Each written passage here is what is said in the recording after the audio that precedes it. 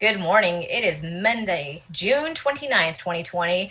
Welcome to Up to the Minute. I'm Brittany Pacheco, still filling in for Todd Duplantis, who will be joining us next week. But I am joined by my co-host, the wonderful, the man, the legend, Frank Cooper. Good morning, Frank. Hey, Brittany, how you doing today? Hey, we're doing all right. How are you? I'm great. I'm great. Enjoying this lovely Monday morning. Guys, follow us on social media. We need the support. We're here for news all week long. Snapchat, Instagram, Facebook, Twitter. And subscribe to our YouTube channel. Let's grow the show. That's right, Frank. We'll come talk to you in just a little bit, but I would also like to introduce our guests for today's Up to the Minute. It's a full-fledged show, everyone. So first, I'd like to introduce Dr. Witt, who is the instructor for academic music, saxophone, jazz studies, and improvisation at the Northwest College, and he's joining us this morning. How are you, Dr. Woody? I'm great. Thank you for having me. Awesome. And also joined from the Digital Communications Department, we have Faculty Division Chair Andre Hermann. Good morning. Hey, good morning, everybody. Morning. And welcoming back to the show, because she was just on just recently, the officially Certiport approved digital communications specialist and HCCTV staff videographer, editor, international student from Colombia, Catalina Leonidas. Good morning. Good morning. It's always a pleasure to be here. Thank you. We're so excited to have you back, Carolina. And before we get into our interviews with all of our wonderful guests, we do have some very important and special announcements to share with all of you. This normally takes place at the end of the show, but we do want to acknowledge and say that HCC joins all of Stafford in mourning the passing of its longtime Mayor Leonard Scarcella. Mayor Scarcella, who was only recently on the show, was a tireless public servant for 50 years, but he also championed HCC's growth in Fort Bend County, which is why our Scarcella Science Center is named after him. And he was instrumental in the HCCTV Municipal Education Television Partnership that we still operate with the city of Stafford. We are forever indebted to Mayor Scarcella's public service. All of us at HCC will miss him greatly as we move forward in educating our students. And as I like to say personally, our thoughts and prayers are with his family at this time, during this very, very difficult time. And Frank, we also want to share an important message from the Chancellor, an email that was sent out recently to faculty and staff on the latest information about HCC and COVID. Yes, so as of Sunday, all on-campus activities have been suspended. So as of yesterday, there are nothing going on campus as far as classes, any activities, extracurricular activities, all have been suspended until we get a better handle of the COVID situation. That's correct. So all on-campus instruction and student services have been suspended as of yesterday, June 28th, until further notice. We do not anticipate reopening in July like originally thought, but any in-person classes, including classes that were taking place for the completion of spring technical labs, are postponed until further notice. We will make an announcement by July 13th on the updates at that time. So college functions and classes are operating online will continue, and we will provide you further announcements once we have heard from the college administration. Now, this is to safeguard the well-being of our community, and HCC will continue to monitor these conditions surrounding COVID and inform you as we head forward to fall 2020. Please, guys, wear your mask, continue to social distance, and wash your hands vigorously, please. Absolutely, Frank. And we all here at HCC are doing our part in making sure that we are preparing for the students coming back, hopefully in fall 2020. So again, make sure you follow all CDC guidelines and local authority mandates, and be sure to wear your mask, practice social distancing, and definitely wash your hands. So now for the fun part with our interviews. We're going to start off with Dr. Witt again, from the Northwest area, and he is a very, very instrumental person. We've promoted several of your concerts on this programs, and you're a very prolific performer. Now that I've read your background, I think we're having your hands tied during this crisis because you had an upcoming performance, or workshop rather, correct? We had many performances. I actually had two performances that were canceled in the spring semester. And I say two with just one of my ensembles. There were a lot more than that. So I honestly can't even tell you how many performances I've seen canceled. I mean, everything, my calendar was filled and it is now empty. So, but I run the Monday Night Big Band at the Northwest College and have done that for a number of years. And we were supposed to play at the GCIC Jazz Festival in mid-March. That was obviously canceled. And then our spring concert with special guest artist Dr. Aaron Linkton from San Jose area, Grammy winner. We had to cancel that as well. So it was a very sad thing for our students and, of course, for me and for our guests. Absolutely. Woody, I want you to go in depth a little bit about the HCC Monday Night Big Band, if you don't mind. Sure. I've been conducting this group since I think about 2005, 2006, something like that. So, 14, 15 years, something like that. And it's made up of majors, music majors, as well as community members. And it's a really high-level group. It's won numerous awards at festivals like the GCIC Festival and other festivals. We've been showcased at the Katy Jazz Festival, a couple of other regional jazz festivals, and we've done multiple recordings with this group. We have composers and arrangers that are members of the group. We did a recording about 2 years ago that featured all student arrangements and compositions, which was really nice. And that was recorded at a fantastic studio, Wire Road Studios over in the Heights. Our first recording featured compositions by a fellow faculty member at HCC, Professor Joe Locascio. So it's a long-standing group, and for me as a teacher, it's one of my highlights of things that I get to do.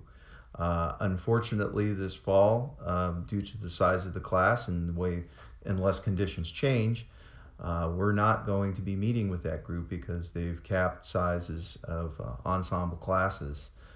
So this is the first time in a good 15 years that I haven't met with that class. Wow. I mean, it just goes to show that, COVID has hit us very, very hard and very much in the feels, if you will, as the kids will say. And speaking about your classes, you've been part of our faculty since 2000. So what classes do you teach here at HCC? I've taught basic academic music classes such as music appreciation, music fundamentals, but my area of specialty is really saxophone and improvisation and jazz improvisation.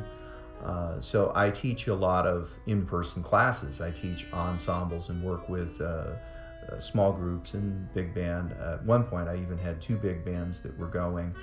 And then private instruction on saxophone and improvisation. So for someone who, let's say me, never played the saxophone, I know that it was a really popular instrument when I was in high school. Our band was phenomenal. And for someone who's never played the sax but would want to learn the sax, could they take a class with you and get those fundamentals? They could, but the thing is, at the collegiate level, it's kind of expected that you have a certain background before you even come in. Playing an instrument, most people who come in as a music major have likely played since maybe since middle school, or even earlier than that. So a lot of students that I see usually have somewhere in the neighborhood of 7 to 10 years of experience already on their instrument.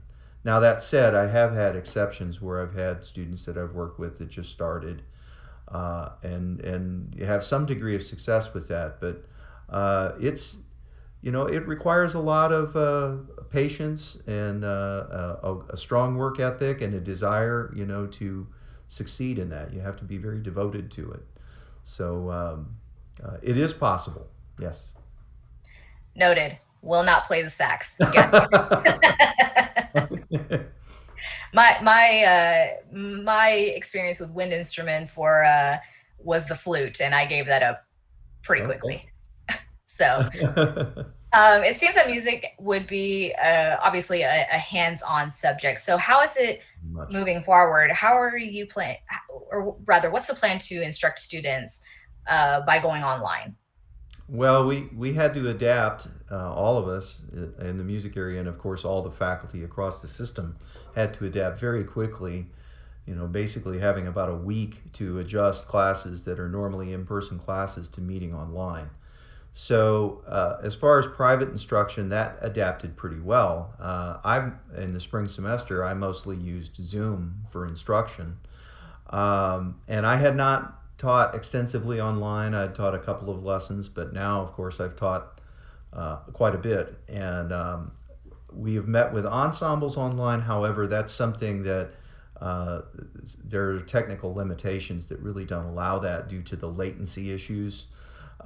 We cannot play at the same time. So with students, what I found has really worked well is students often record examples of themselves playing, a lesson or a piece that they're working on, and send the recording to me, and then I'll play it maybe through Zoom, and we can listen to the sound simultaneously without latency, and then discuss their performance.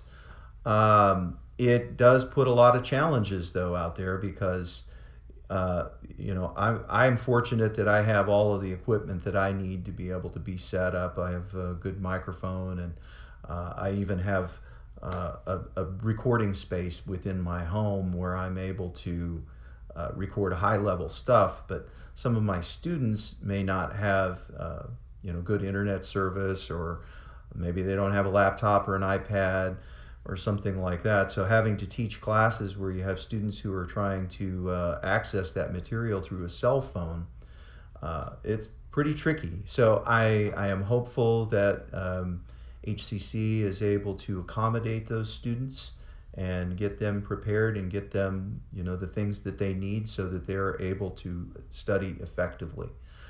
Because while I think there's a lot of great things that are coming out of online instruction, it certainly is a challenge, I think, for the teachers and for the students to adapt to this situation. I couldn't agree more, Woody. Frank, my friend, you're a jazz aficionado, aren't you? Love jazz, big time. Yeah, big time. Mr. Woody, so talk about some of your live studio albums you've done. I know you're an aficionado doing things live as far as stage performances, but it's also some of your projects you've done as far as records. Okay, sure. I've done about 15 of my own recordings that I've put out as a leader, and I'm on over 50 or so CDs that I've done through the years as a sideman with other people. Yeah, people would like to think but no. It was actually snaps, like. Oh, okay. Yeah. I thought this was a sign for money. I was like, no.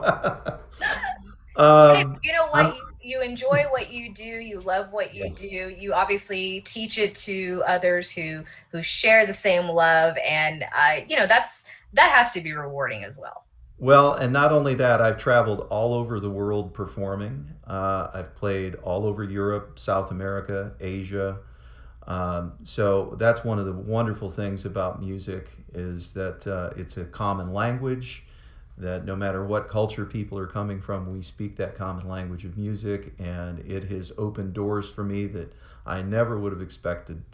I love it. I'm still at this point in my career, in my life, I'm very passionate about it and just look forward, to what lies ahead. But I've done a lot of virtual recordings, shall we say, during this period.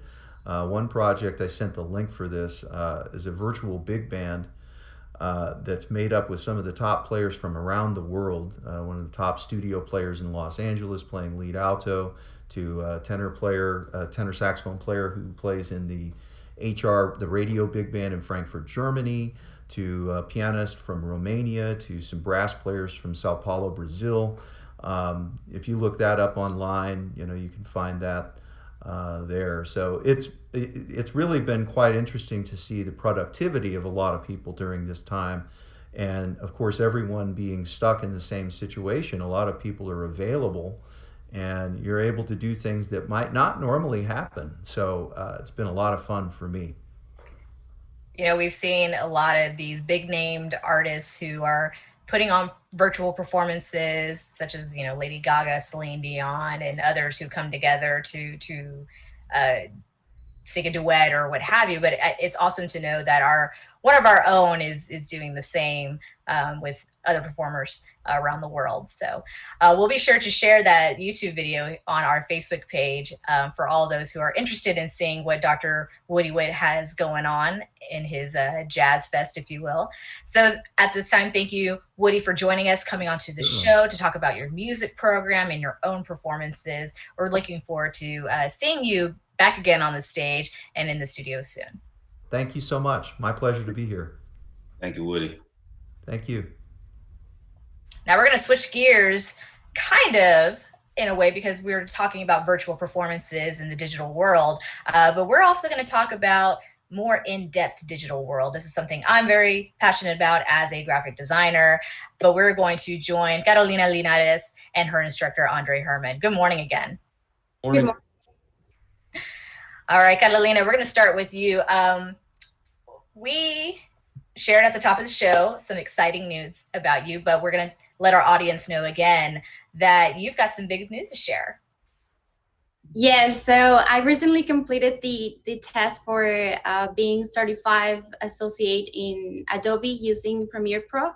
So this was available to me when I took one of the classes at the digital communication department in my last semester. So this was an advanced digital video class, and a lot of the classes in this department want us to be certified in this because they have it available, because they pay for it, and they want their students to not only finish their classes at the HCC college, but be certified in Adobe, which is like a big deal since this is the digital media.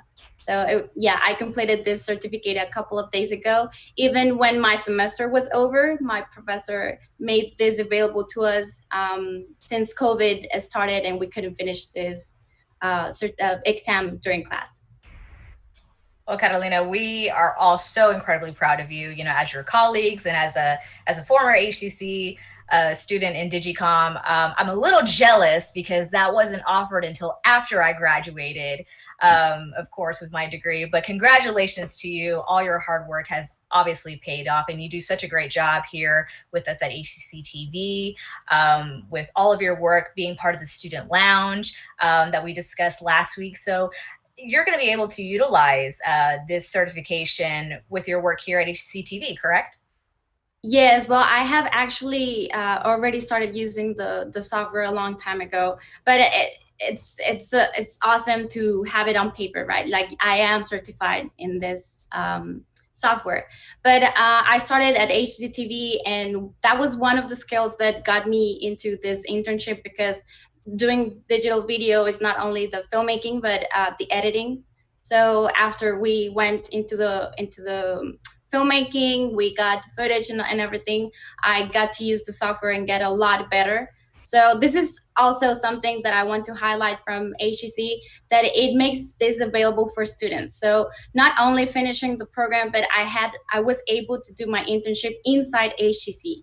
So of course we can go out in the world and search for an internship, but this is awesome because we were able to get the practice, and then I actually could extend my internship. And today I'm working at HCCTV, and we're producing this student lounge where I can use these skills, the Premiere Pro or the whole suite of Adobe. So we have created graphics, we started the student lounge, recordings, and now it's live at HCCTV's in the channel. So it's a big deal for me, and I know my professor, who is here doing the behind scenes and cameras and all the work, he made this possible. So I'm very grateful for that. Yes. Shout out to Nathan Hale, who is our director behind the scenes on Up to the Minute. I know he's equally proud of Catalina and all of her hard work. So once again, Catalina, thank you so much for sharing this wonderful news with us. And we're so proud of you. And we can't wait to see what you do in your career. Thank you, Brittany. So we're going to move over to Andre Hermann real quick. Again, he is the division chair. Excuse me, I'm going to butcher your title, Andre. Let me double check and make sure. You are the faculty division chair for the digital communication department at HCC Southwest. I'm a little ashamed I don't know that because, again, I work at HCC. I'm a graphic designer. I graduated from the Digicom department. I should know my stuff. My apologies. Yeah, that's okay. That's okay.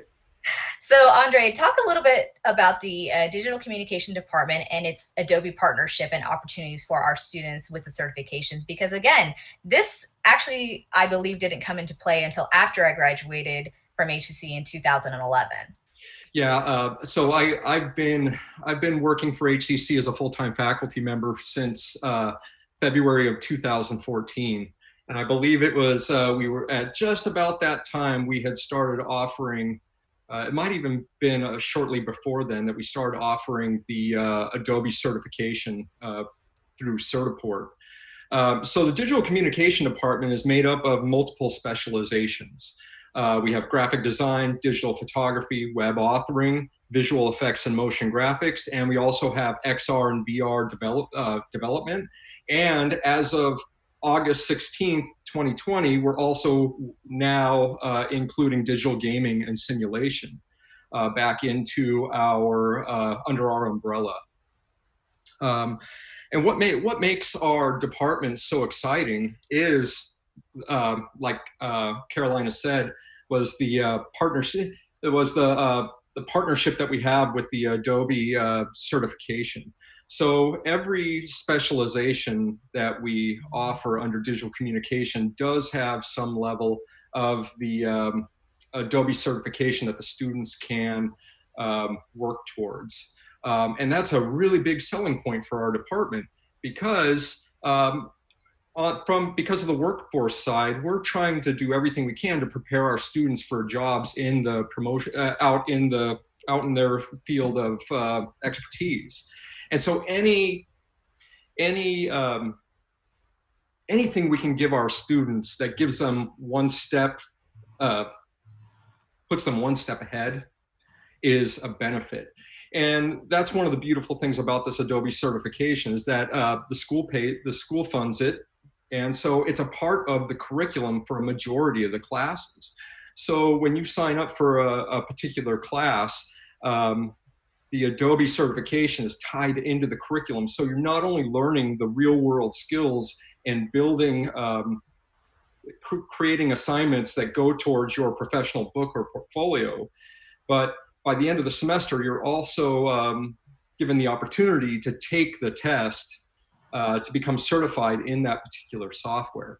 Now, it's important to understand that there are multiple levels to that Adobe certification. Okay, so we do have the there's the entry level or the associate level. There's the expert level, and then there's the pro level. So if you were to teach it, you could get certified through Adobe as a certified instructor for it. But for the students and the faculty, everyone has the ability to take the ACA, which is the associate level certification. And so we give the opportunity to our students, but we also make sure that all the faculty who are teaching these classes also have at least that associate level certification as a selling point. So you can say, hey, look, I've already done it.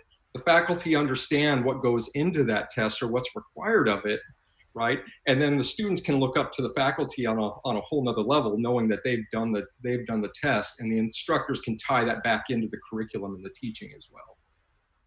Now, for someone like me, who is a staff member, could I take advantage of this Adobe partnership opportunity? Yeah, I don't know the exact details of that because right now it's tied directly into classes. So in order to benefit from that, you either have to be teaching it or you have to be a student enrolled in one of the courses. I don't think we have the ability right now to open it up to employees of the school. Right now, it's guaranteed through enrollment of the class. Looks like I'm going back to school pretty soon, guys. Frank, my friend, do you have a question for Andre? I do. Andre, talk about the partnership you guys have with Apple. What does that entail? Oh, so hey, that is a really exciting initiative that's happening right now. Back earlier, late last year, we became part of the Digital Information Technology Center of Excellence. All right. And so once we became part of that COE, we began working with the dean, Sean Amishi, and his departments to actually work with Apple to bring in the design side of the Apple initiative. So the Apple initiative, the coding academy has two phases. The first phase was to teach students at the high school level, the dual credit, and at the college level to teach them how to code using the Apple Swift software and build apps. So, I think we all have a mobile phone in our pocket. We use iPads, we use computers. We know that the value of those apps and what those apps bring to us. And this Apple initiative, we are teaching students two aspects of app development: the back end, the coding end, but now in the second phase, we're now introducing the front end design side of it, which is really, really exciting, because now what we're doing is we're bringing everything full circle and giving students who might have only learned the coding, now they're learning the front end, how to design and make it really look good. So they know how to function. The first phase was teaching them how to understand and develop the coding. And now the second phase, they're going to learn the front end so they can make that functional code look aesthetically pleasing. That is really, really cool. And you mentioned earlier about the XR and VR program. Can you talk a little bit about that? Yeah, so last year, what we did was late last year, we started working on developing, we realized that there was a need for the VR and XR design and development. And so what we did was we took one of our pre-existing degree programs and we upgraded it. So we took the digital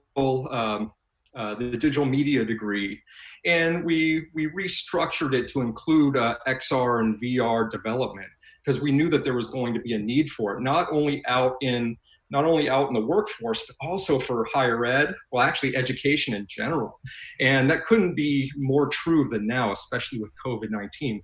So once again, when we became part of the DIT, Digital Information Technology Center of Excellence, we combined our resources and our forces, so to speak, to really build, strengthen, and expand the options and opportunities for our students.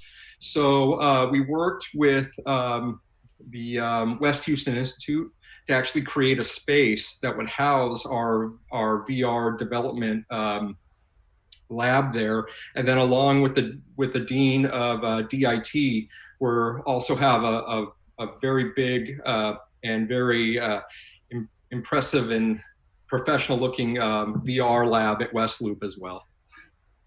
That is amazing, Andre. Talk about utilizing all the resources we have here at HCC. Andre, where can students go to find out more information about the Digital Communication Department? Well, they can actually go to the HCC website where they can look up the Digital Communication Awards and Certificates. They can also contact me directly. I would be more than happy to meet with them in a WebEx or a Zoom meeting like this. Due to COVID-19, I am meeting with students right now and doing Q&As. And my first, I asked them, hey, are you comfortable with meeting in a online a virtual situation like this?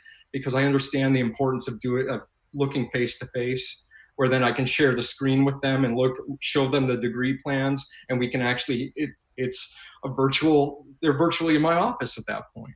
So, and they seem to be very happy and pleased with having that opportunity. So I would be more than happy to talk with anybody about the opportunities and potential for attending or earning a degree in our program.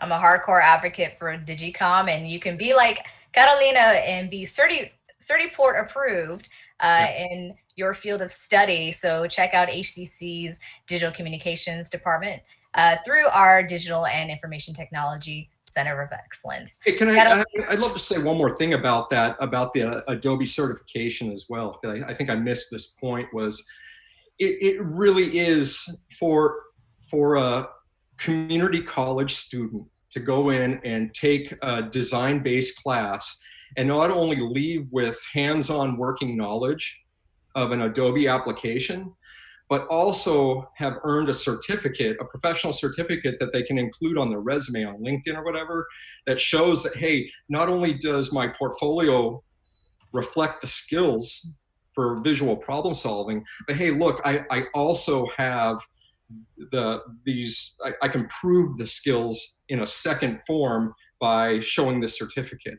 And I think there's a value there when it comes to the employers to see the quality of the problem solving in the book, but also see that, hey, this person not only completed the class and created this really interesting work, but they took it a step further and saw the certification to completion. One more initiative, or really one more reason to look into the Digital Communication Department at HCC to be Adobe certified. Carolina Linares and Andre Hermann, thank you so much for joining us this morning on Up to the Minute to talk about Digicom and all of your accomplishments. Hey, thank you, everybody. It's a pleasure. Yeah. All right, Frank. Well, that is going to be it for Up to the Minute, and we will not see you tomorrow. I know we had to change your schedule around just a little bit, but tomorrow we will welcome someone who is among our most inspirational student success stories. And also, we're going to be brought to some of our trustees and vice chancellors to tears, or she actually rather brought tears to our trustees and vice chancellors earlier this year with her video during a board trustees meeting. So if you're interested in finding out who this very inspirational student is, please join us tomorrow on Up to the Minute at 10 a.m.